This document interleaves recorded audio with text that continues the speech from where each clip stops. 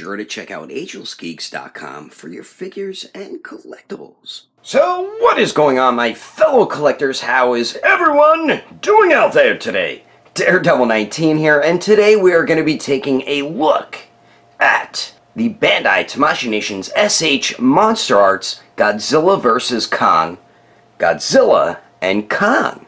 So, let's get into it right away and take a quick look at both their boxes. Alright, so you already did see the front of both the boxes. We'll take a look at Gojira's first, and pretty basic, what we usually get with Godzilla here. There's the bottom with the barcode of Blubber what it cares about, the tippity top, the Von side, and then, whoops, oh goodness, then the other side with an image of Gojira, and then the back there does have a little window, along with some promo images of poses you can get the figure into. So that's Godzilla's.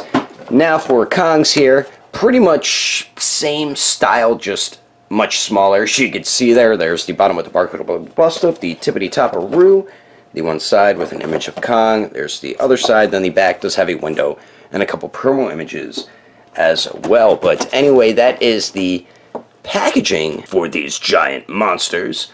Let's get both of these figures open and take a closer detailed look at the King of the Monsters and King Kong. Alrighty, taking a closer detailed look at both these figures. We'll go over Godzilla first, then Kong. Just want to mention right off the bat, issues I have with both these figures. Not as bad with Godzilla, but pretty bad with Kong. The figures do tend to pop off at some of the joints. Godzilla is his upper torso. That pops off fairly easily. Kong, it's with his arms. Mainly his arms. And then my right hip and thigh swivel is pretty loose on the figure. It still can hold poses, but it does have that looseness, and I feel like it's going to get much worse the more I pose them around. So that is two issues right off the bat with both these figures. Now taking a closer detailed look at the King of the Monsters here, and pretty much same figure we got with the King of the Monsters Godzilla. Only main difference I've noticed is the dorsal fins are painted this very nice shiny blue to make it look like he's about to shoot out his atomic breath, and it shines really nicely, and in pictures and stuff it actually looks like it's glowing. So I love the paintwork on the dorsal fins. That blue looks beautiful, man, and they did capture the look of it glowing. They also did it with his eyes and the entire inside of his mouth, which looks really nice too, man. Really great job. And just the sculpt detail alone on Godzilla, it just beautifully done, man. All the scales and everything. Excellent sculpt detail on the figure from head to tail, man. And then the paintwork for around the torso, it's more like brownish than that very dark green. Beautifully done. That's really the only difference in the paintwork on Godzilla here, but excellent job on the figure. Just had to go over him quickly, because like I said, he's pretty much the same figure as the King of the Monsters Godzilla. Now for the main attraction, I feel like, of this review, we do have King Kong. And I really do dig the way the figure turned out. Some people might not look that he has a shininess to him, like around his face, up on his pecs, a little bit on the torso as well, but the rest of the body, same with on the midsection also. The rest of the body looks fine though, but the sculpting on this, beautifully done. Could have looked a little bit better around the stomach area, but I love how we could see the scars there. Does he have the scars on the face? I could have sworn he had a scar or two on his face. I can't really tell. I think there's one here. Don't know where the other one is, but I love the way the fur looks on the arms, man, especially around the shoulders and the forearms. That looks awesome. On the back looks great. You have the hairy Kong butt as well, and the paint, beautifully done. We get the browns, and it looks like maybe some black as well, but just the different coloration of the brown looks great. And I could have sworn he had a little bit of gray on his beard. We don't see that here though. The eyes look great. Very nice job on the eyes. Face sculpt turned out awesome, man. Like I said, the sculpt of the fur just really looks good, and I love the way the scars look also. And then for the legs here, they look just as good as the arms to me. Really nice job with the sculpting, man. Just on both these figures, the sculpting alone, just beautifully executed.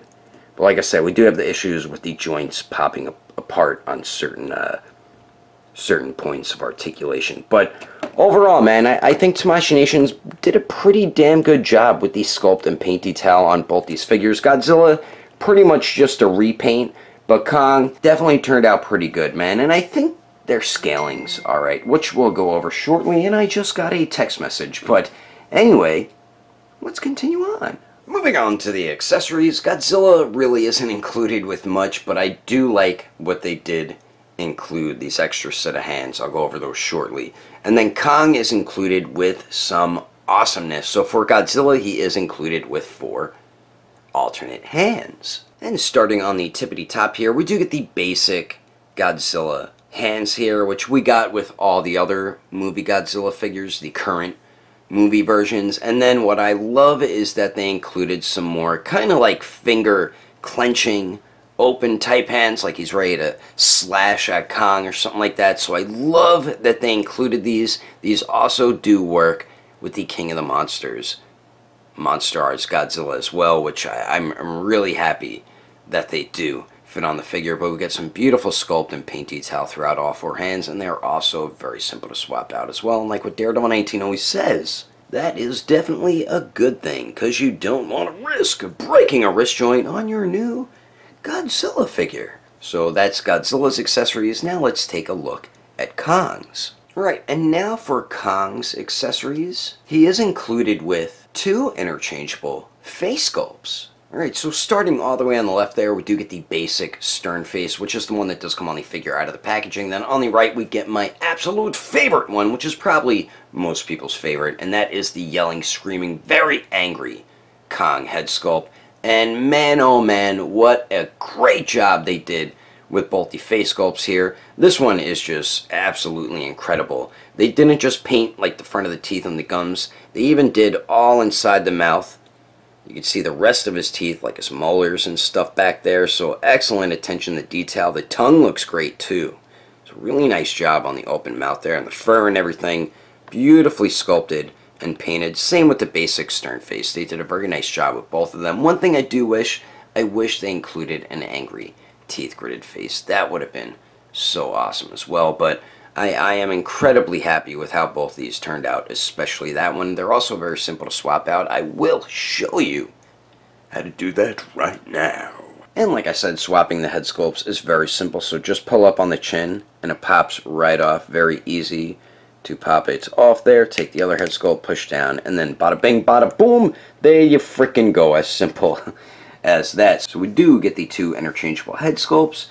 And then we also get his awesome dorsal fin axe. This thing was done really well. They actually put some nice paintwork in it, and the sculpting looks pretty darn awesome too. And then they painted the dorsal fin like that bluish color, like it's kind of lighting up.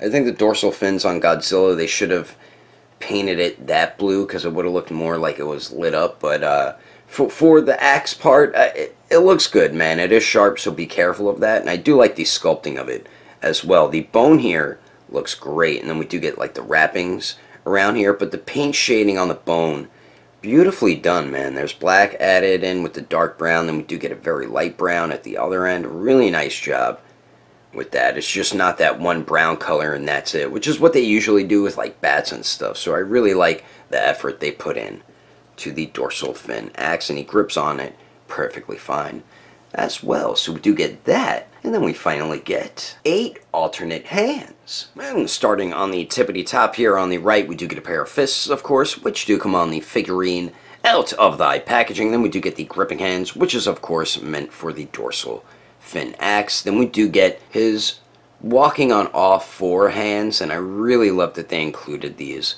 with the figure, because you can get him in that pose where he's down on all 4s. And then finally we do get some open resting type hands, and once again, beautiful paint and sculpt detail on the fur, and the hands themselves turned out really good also, like the fingers and stuff like that. So excellent job on all 8 hands, and they are also very simple to swap out. And like what Daredevil 19 always says, just like with Godzilla's hands, that is definitely a good thing, because you don't want to risk, breaking a wrist joint on your new Godzilla vs. Kong figurine. But anyway, that is all the accessories included with Godzilla vs. Kong. Let's keep moving on with the rest of the review, shall we? Now for the height of the King of Monsters and the King of Kongs to the very top of Godzilla's head. He stands a little bit over 6 inches and a quarter of an inch tall. Then to the very top of the highest dorsal fin, he's a little bit under 6 inches and 3/4 of an inch tall. Now for Kong, to the very top of his head, he's a little bit under 6 inches tall. And then here they are compared to the Mezco Toys Skull Island Kong and the SH Monster Arts Godzilla King of the Monsters Godzilla. And as you can see, both Godzillas, same height. This Mezco Kong, definitely a bit taller than all these figures, but I mean, I think they all can scale pretty well. You could just say this is a much older, bigger version of Kong if you wanted, and the sculpt detail is beautifully done on that. So yeah, for Monster Arts, their scaling is on point. And then here they are compared to the SH Monster Arts Godzilla King of the Monsters, Mothra and Rodan, and both these figures fit in scale really well with this Kong and Gojira. And then here they are compared to the Storm Collectibles Sector, the Marvel Legends Retro Series Deadpool, the Mephix Justice League Batman, and the Figma Black Swordsman Guts. And then here they are compared to the SH Figuarts Awakened Warrior Super Saiyan Goku and the Mezco 112 Deadpool. Anyway, there's some quick comparisons. Let's keep moving on with the rest of the review. So now for the articulation. Godzilla, same as the other Godzillas. I'm just going to run through it real quickly. I probably might not show everything because we've already seen it 2 different times. Kong does have some really good movement. I'll show him next. So Godzilla, same articulation as the King of the Monsters Godzilla and the 2014 one. You get all that nice articulation in the tail. You get a few joints at the neck here, up, down, pivot, swivel, and then the jaw can hinge up and down. The tongue you can move around a little bit too. Then you do get 2 joints at the torso. Like I said, my one issue with this upper torso one, it does pop off, so that does get annoying, but they both swivel just a little bit, and damn it, you do get a little bit of pivot out of them, and then they do go up and down just a little bit. The arms here do go in and out a bit. They swivel and they can pivot as well. We have the double jointed elbows. They bend in a little more than 90. They do swivel at both joints. Then we do get a ball hinge on the wrist, so that does hinge back and forth and swivel. The legs here, kind of similar to the arms. It's on a ball peg. They go up and down, in and out and stuff. And then we do get double jointed knees, but they don't really bend back too much. And then they do swivel up there and then at the bottom as well.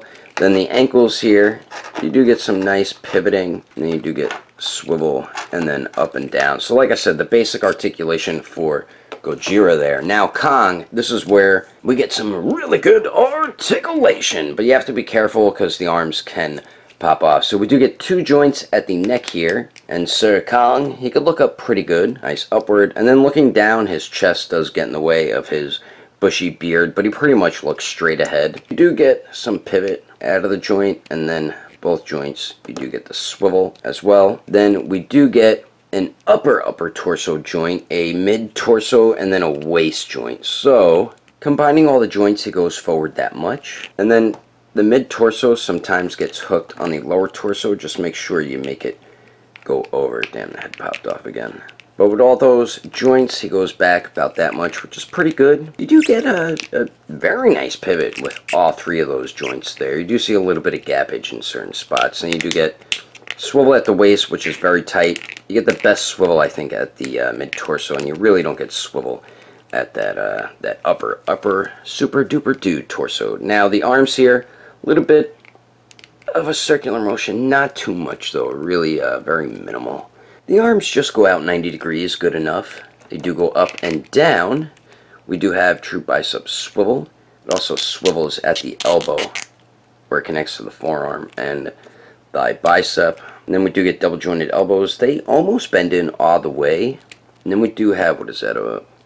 We have a barbell type joint, so it moves where it connects into the arm and the hand there, so you can move that all around, swivel, pivot up and down. A little bit of looseness there though. Now for the legs here, I do have that loose right hip joint or upper thigh, but Kong kicks forward a tad bit more than 90 degrees, goes to the back a tiny bit, And Kong Ken Van Damme. That is awesome. Then you do get some pivot at the hip, and then you do get the swivel at the thigh. Double jointed knees that pretty much at 90 degrees. The joint does swivel at both points as well.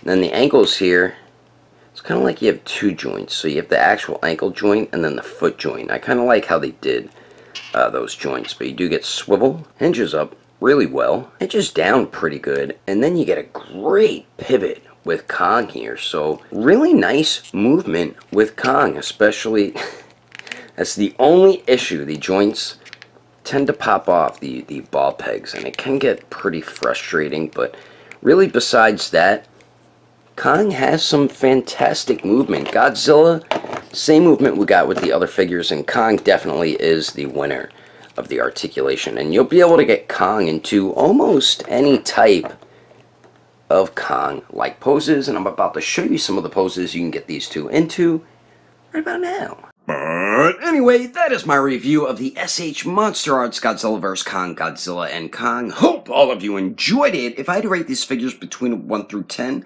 Godzilla I'd give an even 8, and then Kong I would give an 8.5, so Kong is the winner! If you would like to know the price and where to buy these figures, I did get both of them from AgelessGeeks.com, so you can head over to their website and chickadee check on there. If you cannot find what you're looking for on the website, you can always check on their Facebook page or Instagram. And when you do check out on AgelessGeeks.com, don't forget to use codename Daredevil and you will get yourself a bit of a discount. I will put more information in the description below. But anyway, that is my review, and I will catch you on the next video on Daredevil 19. I'll see all of you later!